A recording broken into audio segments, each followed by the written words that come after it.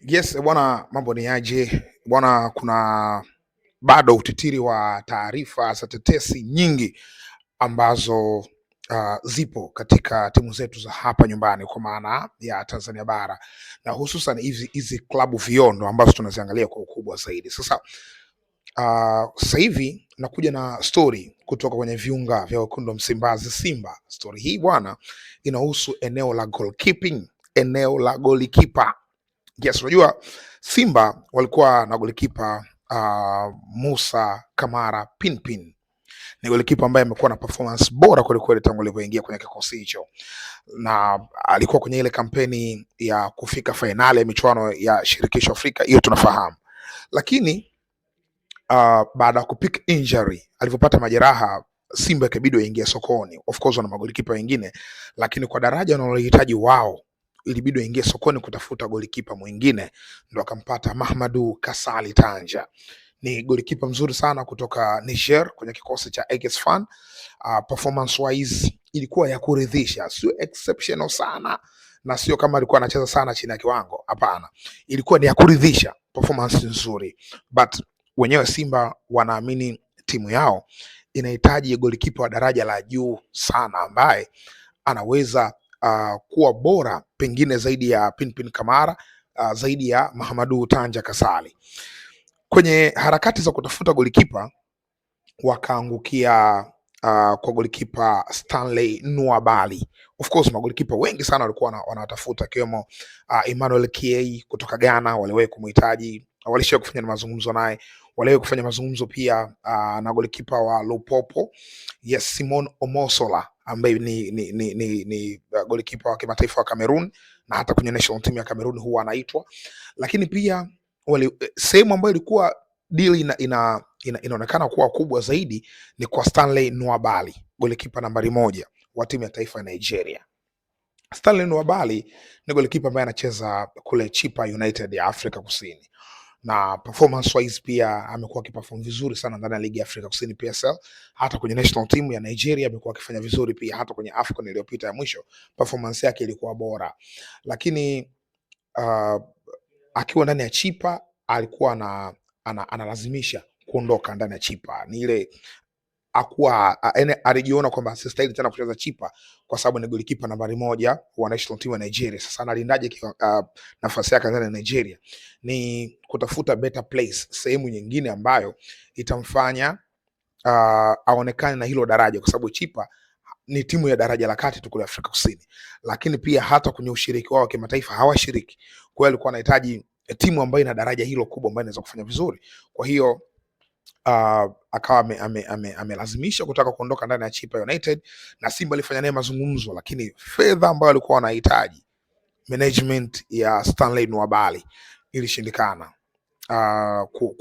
kwa Simba kuwafikiana nao. Na sio tu Simba, klabu nyingi sana ambazo walifanya nao mazungumzo ilikuwa kama wamestack hivi, so mpaka baadaye Chipa walikuwa tayari kumwekea hela ambayo yeye alikuwa anahitaji. Kwa hiyo akaamua kurudi tena nyumbani Chipa, na siku takriban 2 zilizopita ndio imekuwa rasmi, Stanley Nwabali amerudi nyumbani kwa maana ya Chipa United ya Afrika Kusini. So maana yake ni kwamba dili ya Stanley Nwabali kwa asilimia kubwa tunaweza kusema kwamba iko off.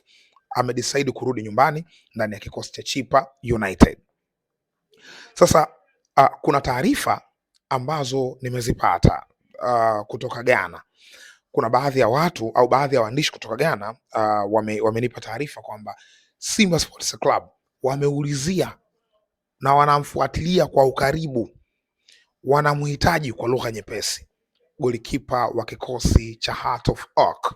Huyu anaitwa Benjamin Asare. Benjamin Asare, kwa wale ambao hawamkumbuki, ni golikipa ambaye alikuwa na kikosi cha Ghana Black Stars kwenye michuano ya fainali za kombe la dunia hizi za Marekani, Canada na Mexico, hizi ambazo zinaendelea kwa sasa hivi. Yeye alikuwa pale. Hakuwa golikipa nambari 1. Golikipa nambari 1 alikuwa ni Ziggy Lawrence. Tunamfahamu huyo golikipa na rasta hivi, ndio alikuwa nambari 1.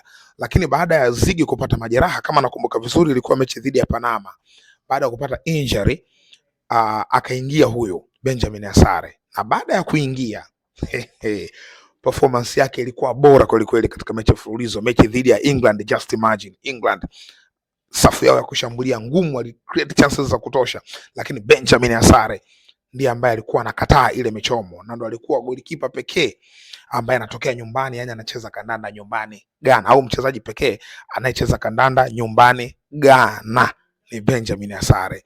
Performance wise iliridhisha watu wengi sana, na FIFA hapa karibuni walirate magolikipa bora, strong goalkeepers. Huyu Benjamin Asare walimweka katika nafasi ya 6, yani magolikipa ambao walikuwa best wameperform. Unajua, unawezekana kwa ni golikipa mzuri lakini haukutani na michomo mingi, kwa hiyo inawezekana ukaonekane. Kwa mfano labda golikipa wa Ufaransa Maignan Mike ni golikipa mzuri sana, lakini inawezekana ikawa hayupo hata top 10 kwa sababu tu hakutani na hiyo michomo. Wale wanaangalia hizo rate of performance ambao unaionyesha hapo. Kwa hiyo ndo unakuta labda golikipa wa Kongo Lionel Mpasi anaweza kaingia hapo, anaweza kuingia pia Benjamin Asare na vitu vya namna hiyo. So Asare performance wise ilikuwa no doubt kiwango bora kabisa ambacho amekionyesha mpaka Ghana anakuja kutolewa na kurudi nyumbani kwa maana ya kumaliza safari ya kombe la dunia. Huyu ni golikipa wa kikosi cha Heart of Oak.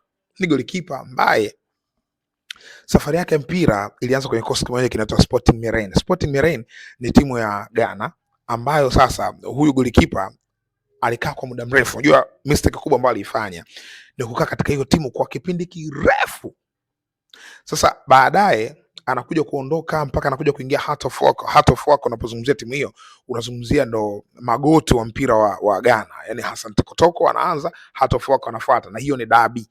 Of course sio derby, ila ni classical match kwa sababu wanatokea maeneo tofauti. Hassan Tekotoko wanatokea Kumasi, hao Heart of Oak wanatokea Accra. Kwa hiyo wanapokutana, hizo ndo mechi kubwa, na Heart of Oak ni klabu kubwa ndani ya Ghana, hata Afrika pia. Hao ni mabingwa wa Champions League mwaka 2000, lakini ni mabingwa wa Confederation Cup mwaka 2004. Kwa hiyo ni klabu likubwa tu kwenye muktadha wa kimataifa, hata katika soka la Ghana. Kwa hiyo yeye ndo anacheza pale na ndo captain, na hata performance bora ya Benjamin Asare, yani sio performance bora, kuonekana, yani kuonekana zaidi kwamba yes, this is goalkeeper, ni kwenye miaka hii ya hivi karibuni 2023, 24, 25 mpaka sasa 2026. Yani kuna sehemu alichelewa. Ikumbuka kwamba ana umri wa miaka 33, ametani mwezi Julai, umri wa miaka 33. Maana yake ni golikipa ambaye amechelewa kwenda katika haya matimu makubwa kama hiyo Heart of Oak, amechelewa kwenda kucheza huko, but kwa umri wake, eneo lake nalo licheza kwa maana ya goalkeeping, hata miaka 33 bado ni golikipa ambaye anaweza kucheza zaidi. Simba anahitaji huduma yake, na sio Simba tu, klabu kutoka Marekani na Arabuni zinamhitaji. Arabuni za Asia, so Arabuni za hapa Asia wanamhitaji, pamoja na klabu za Marekani zinamhitaji.